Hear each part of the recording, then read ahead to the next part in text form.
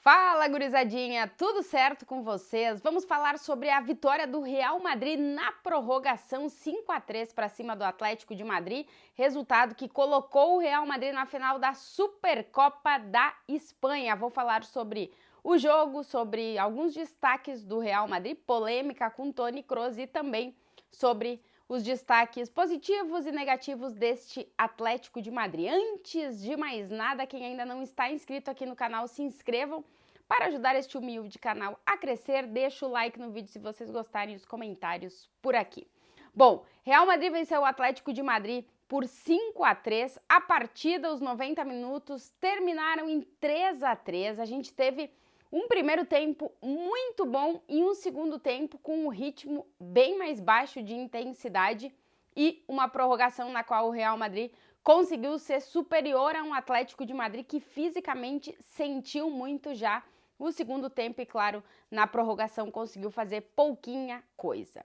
O primeiro gol do jogo foi marcado pelo Atlético de Madrid. Parecia que o roteiro se desenhava para ser algo parecido com o que a gente viu lá em setembro, no único duelo entre as duas equipes nessa temporada, o 3-1 do Atlético de Madrid para cima do Real Madrid. Inclusive, a única derrota do Real Madrid nessa temporada foi justamente para o Atlético de Madrid no Campeonato Espanhol. O gol saiu logo no início da partida, de novo destacando a entrada, a corrida, a velocidade, o domínio de bola em alta velocidade de Samu Lino, que foi o ala esquerdo titular na partida. Ele entrou muito bem na área, finalizou, o goleiro defendeu, tivemos escanteio e o gol do Mário Hermoso, que abriu o placar para o Atlético de Madrid. Se desenhava, como eu dizia, um roteiro parecido com aquele que se viveu no Estádio Metropolitano em setembro, mas o Real Madrid conseguiu se sobrepor ao gol sofrido pelo Atlético de Madrid, coisa que não aconteceu lá em setembro. E a gente teve minutos depois, Luka Modric bateu o escanteio e Rüdiger fez o gol de cabeça. Logo depois, o Real Madrid conseguiu virar a partida em um gol estranho, bonito, aí cada um pode analisar, de Mendy dentro da área. O Carvajal cruzou e o Mendy conseguiu desviar a bola meio com o lado do pé, assim, meio que sem querer querendo, e fez o gol 2-1 para o Real Madrid. E aí o Atlético de Madrid conseguiu a virada. O terceiro gol, o segundo gol, o 2-2, foi um golaço de Griezmann, numa falha de atenção aí total da defesa do Atlético de Madrid, do meio de campo. Também o Griezmann fez um grande gol, o segundo, 2-2 da partida. Inclusive, o Griezmann, com esse gol, se tornou o maior artilheiro isolado da história do Atlético de Madrid, com 174 gols. Já vou falar um pouquinho mais sobre o Griezmann. Depois, um gol contra do Rüdiger, uma falha estranha, uma defesa do Kepa que não fez a defesa, que a bola acabou batendo no Rüdiger, que saiu para marcar, e o Morata estava ali e a bola entrou. Não foi gol do Morata, foi gol contra do Rüdiger, se eu não me engano, na ata estava isso, mas foi um erro do Kepa. O Kepa, que foi um dos protagonistas da partida, também vou falar um pouquinho sobre isso depois. Aí, o Atlético de Madrid estava 3-2 e antes do jogo, no tempo regulamentar terminar, a gente teve uma jogada que a bola bateu, o Vinícius chutou, o Bellingham chutou e ninguém conseguia botar a bola para dentro, e veio o Carvajal e fez um chute, porque parecia que o dia era dos zagueiros. Os 3 primeiros gols do Real Madrid foram marcados por zagueiros. Aí, 3-3, o jogo foi para a prorrogação, inclusive a 7ª prorrogação da era Simeone contra o Real Madrid. É incrível como em decisão, valendo ou título ou vaga para decisão, parece que os jogos entre Real Madrid e esse Atlético de Madrid Simeone quase todos vão para a prorrogação. E o Real Madrid conseguiu se impor na prorrogação. A gente praticamente não viu o Atlético de Madrid nos 30 minutos da prorrogação, e aí o Real Madrid conseguiu mais 2 gols. O 4º gol foi uma bola que desviou no Savic, que o Rossello cabeceou, tentou cabecear, uma loucura daquelas, e foi gol contra também, assim como tinha sido o outro gol contra, tem vários gols contras. E aí o último foi uma grande corrida do Brahim, um contra-ataque rapidão já, o Atlético estava sem goleiro, e o Brahim fez o 5-3. Um jogo com muitos gols, o que não é nada normal por um derby de Madrid, que costuma ser o 0-0, 1-1, aquela coisa 1-0 para um lado, 1-0 para o outro, mas um jogo de muitos gols, muito porque as defesas estiveram desatentas no caso do Real Madrid, se está colocando muito a figura do Kepa como um dos que prejudicou na questão defensiva este Real Madrid. E aí, se já existia um debate se tem que ser Kepa ou se tem que ser Lunin o goleiro do Real Madrid, esse debate está ganhando ainda mais força.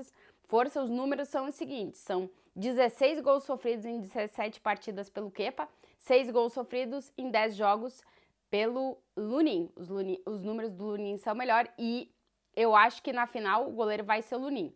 Vamos ver aqui que o Ancelotti vai tomar de decisão para a temporada, mas depois do jogo de hoje, o Kepa tá bastante senhalado, como eles dizem aqui na Espanha.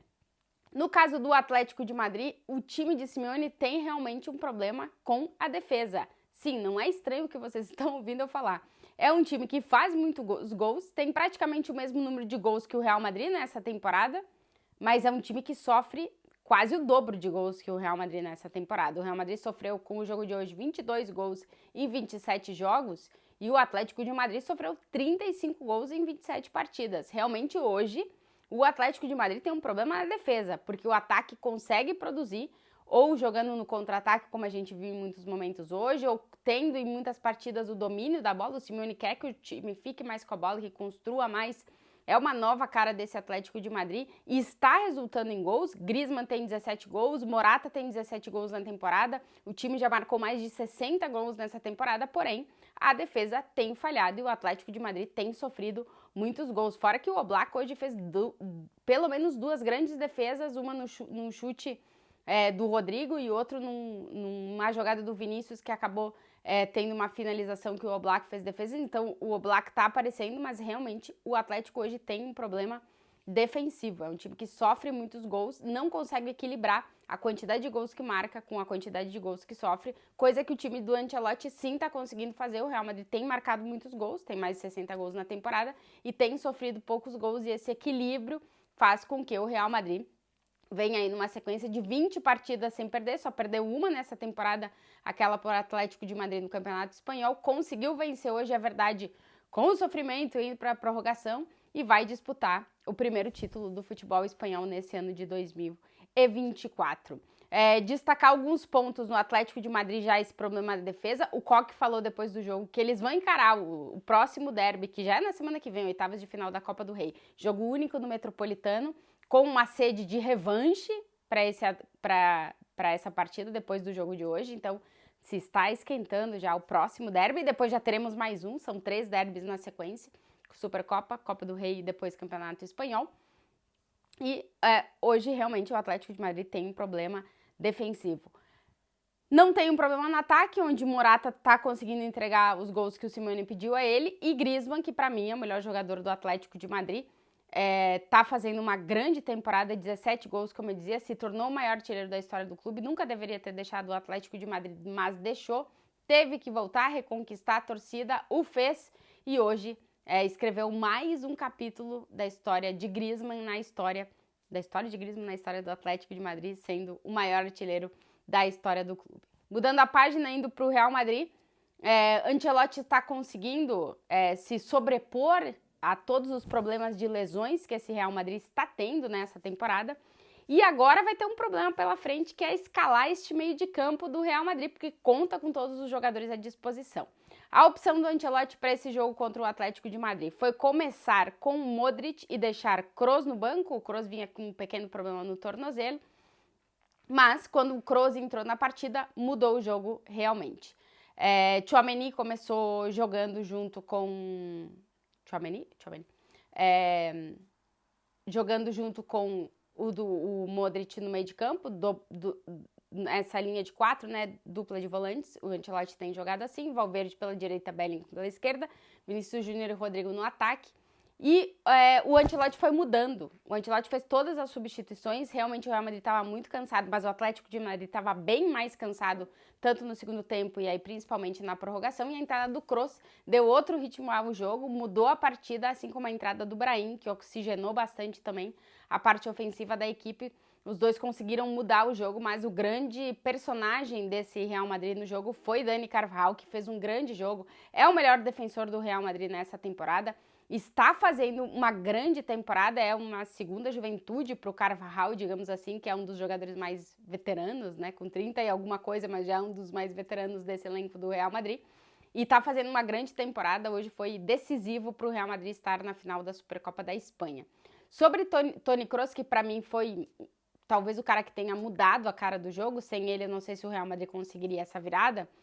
O Toni Kroos foi vaiado por parte da torcida lá na Arábia Saudita, torcida que muitos estavam vestindo a camisa do Real Madrid, e foi vaiado porque o Toni Kroos já em diferentes momentos criticou bastante a falta de direitos humanos na Arábia Saudita e também a decisão de alguns jogadores por dinheiro, segundo ele, irem jogar no futebol da Arábia Saudita. Então o Toni Kroos, desde que ele entrou em campo, toda vez que ele tocou na bola, ele foi vaiado por parte da torcida lá na Arábia Saudita, mesmo por aqueles que estavam vestindo a camisa do Real Madrid.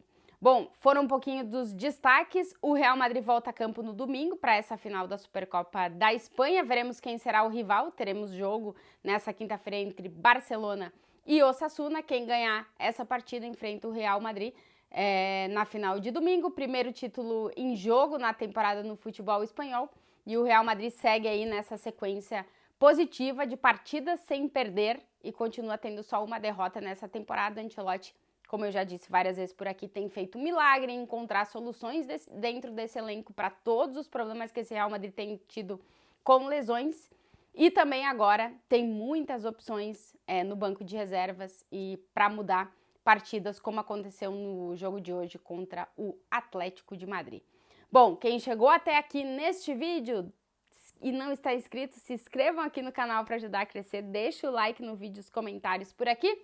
Volto pro próximo para falar mais sobre essa final da Supercopa da Espanha. Um beijo para vocês.